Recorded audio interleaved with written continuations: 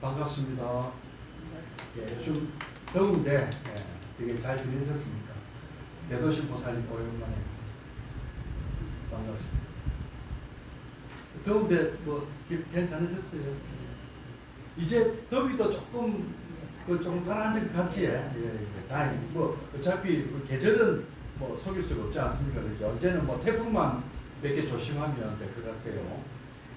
자, 오늘 이제 지금 이제 우리가 읽어보는 이 사분절 말씀은 우리가 어떻게 살아야 된다 하는 구체적인 그 내용이에요. 어떤 마음으로 살아야 되느냐. 이 교리 원리를 다 배우면 왜 이렇게 살아야 되는 원리를 우리가 다 알게 됩니다.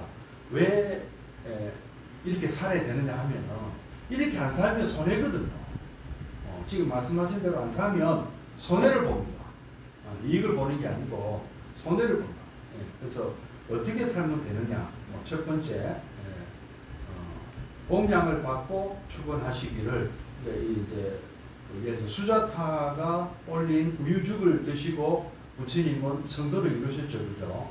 그래서 수자타가 올린 공덕은 부처님께서 반열반에 드실 때 천다가 올린 공양과 함께 부처님이 가장 말하자면 공덕이 크다 하신 공양이에요. 그러니까 부처님께 한 끼 식사를 대접하는 것은 가장 큰 공덕이 된다. 왜 그렇게 원리가 왜 그렇습니까? 지난번에 말씀 한번 드렸습니다. 우리가 한 끼 밥 먹고 일하는 것보다는 부처님께서 한 끼 밥을 드시고 일하신 것이 너무도 우리 전 인류 사회에 너무나 큰 좋은 영향력을 끼쳤기 때문이죠. 그죠? 우리가 일당 받고 일하는 사람은 그 일당 마치 일을 한 것밖에 안 되지만 우리가 어떤 성자가 한 말씀 하셔가지고 많은 사람들이 그 말씀을 듣고 인생을 새롭게 살게 되었다면, 새 사람이 되었다면 우리가 뭐 전문가한테 변호사한테 뭐 코치 듣는 것도 엄청 도움 되잖아요. 여기서 의사 선생님한테 한 말씀 듣는 것도 도움이 되고요. 그래서 그분들이 일당이 굉장히 비싸잖아요. 그래서 우리에게 도움이 되니까. 부처님 일당은 알고 보면 엄청 비싼 거예요. 그러나 더 이상 쌀 수가 없죠. 그냥 밥 한 끼 대접하면 되는 거니까. 큰 스님들한테도 사실 그 정도면 됩니다. 큰 스님들한테 큰 옷을 지어주고 큰 보시를 해야 공덕이 큰 게 아니에요. 마음에서 우러나 밥 한 끼 아니면 성의 표시 이거에도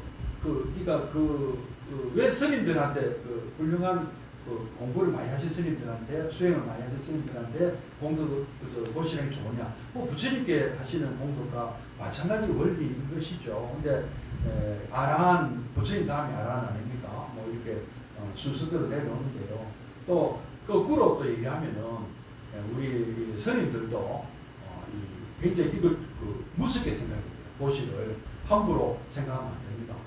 이 보시금을 정말 무섭게 생각하고 옛날에 우리 젊을 때 옛날에 이런 얘기 많이 들었어요. 만약에 수행 제대로 안 하면 죽으면 자기 보시 올렸던 쌀 올렸던 그 집에 가서 소대다. 소대에서 갚아야 된대요. 소가대에서. 앞에 농사 지어가지고 쌀 공양 올린 그 집에 가서 다음 생에는 소가 돼야 갚을 수가 있다. 그 정도로 무섭게 받아들여야 된다고 하는 비유의 말씀이었죠. 그 다음에 이제 우리가 또 무엇을 죽여야 되느냐 하면은 이렇게 나이가 들면 저절로 좀 사라지죠. 나이 들어서 애욕을 이성을 쫓아다니는 사람이 있습니까? 젊을 때나 하는 거죠. 근데 요즘 나이 들어도 이거 못 버리는 사람들이 간혹 보입니다. 그죠? 그래서 주책이죠. 이거는 좀 주책이고. 보기가 좀 흉하죠. 나이가 들어서 이성을 이렇게 보니까. 잘못된 것은 아니에요. 젊을 때는 좀 보기 좋은데 너무 나이가 들어서 그러는 거는 좀 보기가 안 좋더라. 그러다가 하여튼 좀 그건 더 이상 말씀드리지 않겠습니다. 뭔가 이렇게 즐거움을 추구한다는 것은 이게 이제 성숙한 인간이 할 일이 아니라는 것이죠. 그래서 애욕을 여의는 것이 차라리 기쁘고 그게 더 편하다, 즐겁다. 그리고 모든 법을 관찰하는 것. 이 법은 무엇을 얘기하느냐면은 우리 주위에서 발생하는 모든 현상들을 얘기합니다. 그래서 내 몸에 발생하는 것, 그죠? 자기 몸에 발생하는 것 관찰하고, 자기 몸에 발생하는 느낌, 통증도 관찰하면 도움이 됩니다. 통증도 어디 아프면 몸이 아프면 그 통증이 어떻게 오는가, 어떻게 사라지는가를 보시면 그것도 수행이 된다고 봅니다. 근데 너무 힘들면 참으시면 안 되고 응급실 가셔야 되고요. 네. 그것도 어느 정도를 관찰하는 것이지 무조건 참고 관찰하는 말씀은 아닙니다. 그 다음에 또 성내지 마라. 함부로 성내지 마라. 또 욕심내고 성내는 거는 옛날에 우리가 원시인일 때는 이거 도움이 됐어요. 살아남기 위해서. 근데 지금 이 사회생활 하는 데는 하나도 도움이 안 됩니다. 저도 성 많이 내봤거든요. 화 많이 내보고 성 많이 내봤는데 하나도 도움이 안 되더라고요. 직장생활 하는 사람이 남의 그 부하 직원이 성 버릇버릇 상사한테 버릇버릇 성내보세요. 출세 못하죠. 진급 못하잖아요. 그리고 사업하는 사람도 마찬가지입니다. 좀 상대편이 갑질한다고 막 들이받아 보면 그 사업 망하잖아요. 그래서 갑질을 조심해야 돼. 갑도 아니면서 갑질하는 거 조심해야 되고, 이거 당연한 얘기, 너무나 당연한 얘기예요. 우리가 탐진치하지 말라는 말씀이 우리를 부처님께서 괴롭히려고 그런 말씀하신 게 아니에요. 정말 우리에게 도움이 되는 말씀을 하시는 겁니다. 그래서 그때 이런 말씀하셨어요. 성도 후 가르침을 펼치기 전에 사유하시면서 내가 이런 도는 매우 어렵다. 이 말씀하신 것은 이 사람이요 쉽게 그게 잘 안 되거든요. 욕심 내는 것을 욕심을 좀 줄이고 성내는 것도 줄이는 게 쉽지 않습니다. 하루아침에 고쳐지는 것은 아닌데요. 우리가 하루하루 노력하면 고쳐지거든요. 처음부터 노래 잘하는 사람 있습니까? 노래도 열심히 연습하면 늘고 뭐든지 우리가 늘잖아요. 처음부터 잘하는 사람 없거든요. 그래서 욕심내고 성내고 어리석은 무리는 이거 이제 이런 데 젖은 사람들은 부처님 법에 들어오기 힘들다는 겁니다. 왜? 이게 참 고치기 너무 어려워요. 그래서 원리를 알고 수행을 해야 돼요. 실천을 해봐야 되는데 그걸 안 하고서 알긴 알지. 그러면 안 된다는 걸 알아도 참 실천은 어렵습니다. 그래서 거기에 또 88페이지 글 나오죠. 이 생사의 흐름을 거스르는 것은 깊고도 미묘하여 알기가 어렵다. 애욕에 집착한 이가 보지 못하는 것은 어리석음으로 몸이 가려졌기 때문이다. 생사의 흐름을 거스른다. 참 굉장히 중요한 말씀인데요. 생사의 흐름을 우리가 흔히 뭐라고 얘기하냐면은 윤회라고 합니다. 윤회를 우리는 생사의 흐름을 윤회라고 부릅니다. 윤회는 인도말로 삼사라라고 하거든요.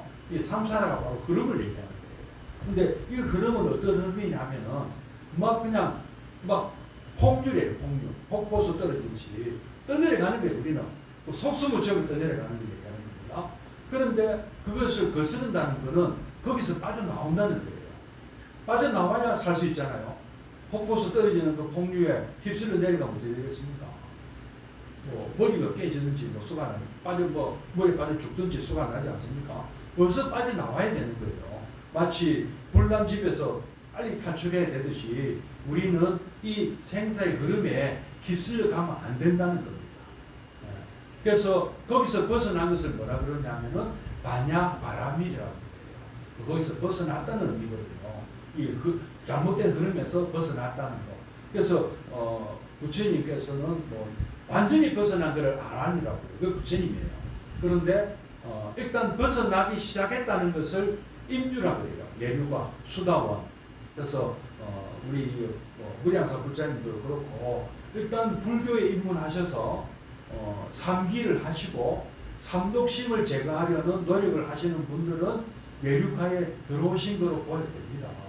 어느 정도 예류가에 나는 삼독심을 완전히 버리지 못했지만 버리려고 노력을 합니다. 이렇게 말씀하시는 분이 계시다면 그분은 이 흐름에서 벗어난 거예요. 일단. 그리고 완전히 흐름을 벗어난 것이 완성되는 것이 아란이에요. 완전히 벗어난 거. 그룹을 벗어나려고 나는 노력을 시작한 사람을 예류가 수다원이라. 그래서 그 다음 나오죠. 이 수롱나 비루가 부처님께 또 이렇게 말씀을 드리는데 벗어남을 좋아하고 이 벗어남 얘기죠. 고요함을 즐기는 비구는 성내지 않게 되고 성내지 않는 것을 그 다음 애욕을 이제 더 이상 뭐 좋아하지 않고 오온이 다 오온이라는 것은 이것도 이제 오온이라는 것도 우리가 오온이 고정적이다고 생각하면 잘못이고 오온이라는 것은 늘 바뀐다고 생각하면 맞는 말이에요. 오온이라는 게 뭐냐면 우리 몸과 마음을 얘기하는 거예요. 몸과 마음은 늘 변하거든요. 우리 몸이 차츰 변하듯이 우리 마음도 수시로 변합니다. 변할 수 있기 때문에 우리가 공부를 하는 거예요. 변하라고. 좀 변하라고. 네? 네. 안 변하면 안 됩니다. 여러분들은 무량사 여기 16년, 7년 다니신 분들은 16년 다닌 만큼 변해야 돼요. 이거 안 변했으면은 뭐 저한테 문제가 있겠죠, 첫째. 네. 그리고 본인에게도 문제가 있는 거죠.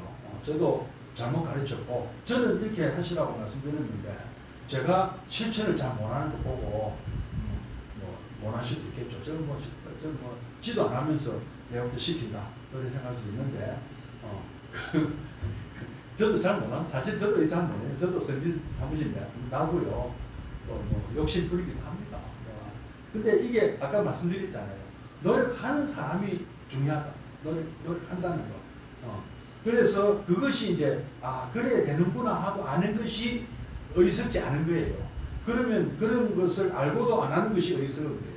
마음이 어리석지 않으면 일어나지 않을 줄 분명히 알아. 이로부터 해탈 하나니 해탈이라는 말은 뭐냐면 벗어났다는 거기서.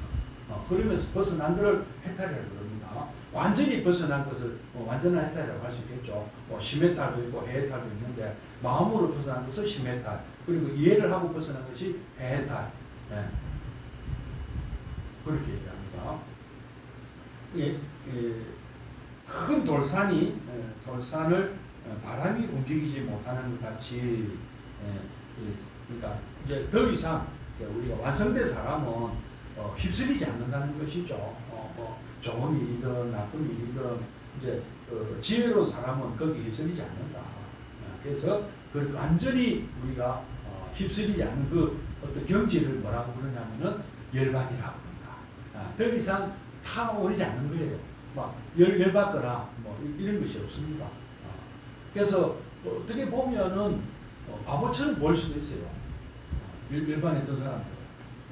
왜냐면은 반응이 없거든요. 근데 우리가 공감을 원하는 사람을 보고 저 사람은 어떻게 저 목석인가 이렇게 생각할 수 있잖아요. 부처님은요 목석은 아니에요. 알아요. 알지만 가만히 있는 거예요. 몰라서 가만히 있는 게 아니고 다 알지만 용서하는 거죠, 우리를. 근데 반대로 일체 넘의 아픔을 모르는 사람들이 있습니다. 그걸 우리가 사이코패스라고 그러잖아요. 어떻게 보면 비슷하게 보여. 부처님이 저렇게 무책임하고 참 중생 일상사에 개입하셔가지고 이래라 저래라 또 안 하시고 넘어가시나 그거 아니에요. 근데 매정하게 볼 수도 있어요. 어떻게 보면 도가 높은 사람들 보면요. 그래서 또 어떻게 보면 굉장히 또 인정스러운 면도 우리 큰 스님도 그러시더라고요. 어떻게 보면 굉장히 매정하게 느껴지고 또 어떨 때 보면 굉장히 또 다정하게 또 느껴져요. 그것은 그런가 하면은 그 상대방의 어떤 그 모습에 이렇게 막 너무 또 깊이 공감하고 개입해도 안 되거든요. 그러면 그것이 이제 너무 이렇게 우리가 남을 너무 애기도 안 돼요. 그러니까 자비희사라는 말씀을 제가 누차 드렸습니다. 사랑하고 아끼고 돌봐주지만 희사도 해. 성장을 도와줘야 되고 우리는 별개의 또 개체입니다. 자식은 내 소유물이 아니에요. 자식은 자식의 인생이 따로 있어요. 내 인생은 내 인생. 내가 자식이 내 인생 개입하면 나 싫잖아요. 마찬가지로 자식도 다 성장했는데 개입하면 안 됩니다. 제가 왜 이 말씀 자꾸 드리느냐면 깨달은 사람은요 남의 인생 개입 안 합니다. 충고를 해줄 수 있어요. 물론 충고를 해야지. 우리 뭐 회장님 말씀대로 부모에 된 도리로 부모로서 해줄 수 있는 말은 있는데 그것이 자칫하면 간섭이 되죠. 개입이 되죠. 조심해야 된다는 이야기죠. 그래서 이제는 자녀가 저는 생각 30살 넘어가면 간섭할 필요가 없습니다. 알아서 합니다. 죽일 것도 밥일 것도. 왜 그걸 40, 50, 60대도 왜 그건 안 돼요. 그거는 저 무리해서 다니시는 분들 그러시면 안 돼요. 진짜로. 제가 정말 당부드리고 싶어요. 그 서로 그 포를 먹어도 놔둬야 돼. 뭐라 하면 안 된다. 그리고 내가 볼 때 저거는 잘못됐다 싶어도 그 말을 하는 그또 내가 틀린 말 했나? 아니에요. 틀린 말도 하면 안 될 수가 있어요. 틀린 말이 아닌 말도 해야 될 때가 있다 이 말입니다. 이것도 그 말하는 법을 굉장히 지적하고 말하는 것도 어려워요. 사실은요. 그 부처님 가르침에 보면 그 나와요. 그게 언제 그러면 충고를 해야 되느냐 하면은 상대방에게 이익이 되는 얘기를 하래요. 그리고 진실의 바탕을 두라고 해요. 그 다음에 세 번째가 그 적절한 타이밍에 얘기를 해야 되고 서로에게 도움이 돼야 된다 이 말씀입니다. 그래서 우리가 바른 말, 지적도 우리가 당연히 거짓말하면 안 되죠. 거짓말하면 안 되지만 이간질도 하면 안 되고 나쁜 말도 하면 안 되고 그러다 부풀린 말도 하면 안 된다 이 말이 다 그래서 나오는 얘기입니다. 그다음에 이제 마지막 얘기는 요거는 이제 우리 이제 수행자들이 흔히 빠지기 쉬운 경계입니다. 도를 얻은 것을 표시하되 그 뜻만을 말할지언정 내가 도를 얻었다 이렇게 분명히 얻었다 이렇게 하는 것은 이건 도가 아니에요. 이 사람은 올바른 도인이 아니에요. 스님들이요 내가 뭐 깨달음 얻었다 자수 막 큰소리 치는 사람들이요 90% 가짜입니다. 오히려 겸손하게 됩니다. 정말 깨달은 분들은요 한없이 겸손하고 한없이 인자하고 한없이 자애로워요. 부처님처럼. 내가 막 고개 들고 거만을 들면은 저처럼 저도 혹시 저게 그런 모습 비치면 지적을 해주셔야 돼요. 저는 제가 왜냐면은 공부가 부족해서 그런 거거든요. 공부가 부족한 사람들일수록 남에게 뭐 함부로 말해요. 갑질해요. 이래라 저래라. 우리 스님도 조심해야 되는 거예요. 그래서 우리 보현행원에 보면 마지막 9단계의 항순 중생이 그래서 나오는 거예요. 내가 도가 이제 자꾸 성숙이 되잖아요. 그러면 전에는 내보다 훌륭한 분이었는데 지금 보니까 별거 아니네. 왜냐면 내가 이제 많이 성숙했거든. 전에는 내보다 훌륭하게 보였는데 지금 내보다 못하게 보인단 말이에요. 그러면 내가 그 사람한테 조금 얕본다거나 무시할 수가 있거든요. 그때 조심해. 항순 중생을 해.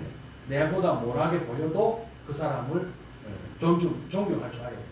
하자는 대로 해주라. 심지어 이렇게까지 얘기하거든요. 그래서 어리석은 비구들이 자기도 도를 얻었다고 기뻐하면서 스스로 표하다가 갑질하고 뭐 떡에다가 얻은 바가 없이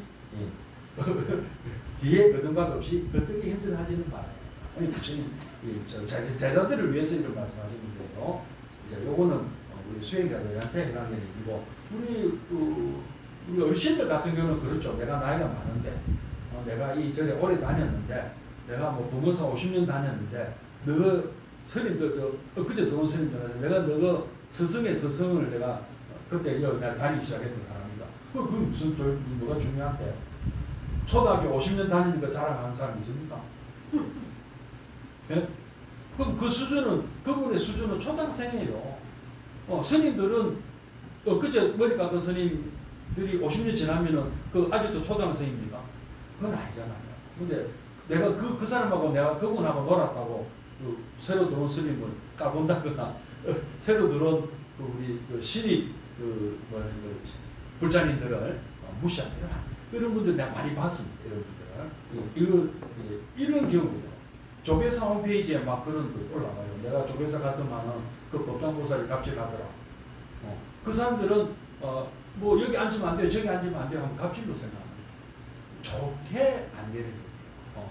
여기 오셔서 잘 모르시는데 여기는 스님이 앉는 자리니까 이거는 말을 참 잘해야 돼요. 갖다 잘못하면은 다시는 안 옵니다. 불자가 되려고 왔다가 다시는 안 오게 만들어요. 말 잘못해가지고. 자, 자, 그런 거를 조심하세요. 우리 불자님들 어떤 그로 우리 이 사찰에 오시고 신행생활 하셔야 될지를 말씀을 드렸습니다. 예, 성불하십시오.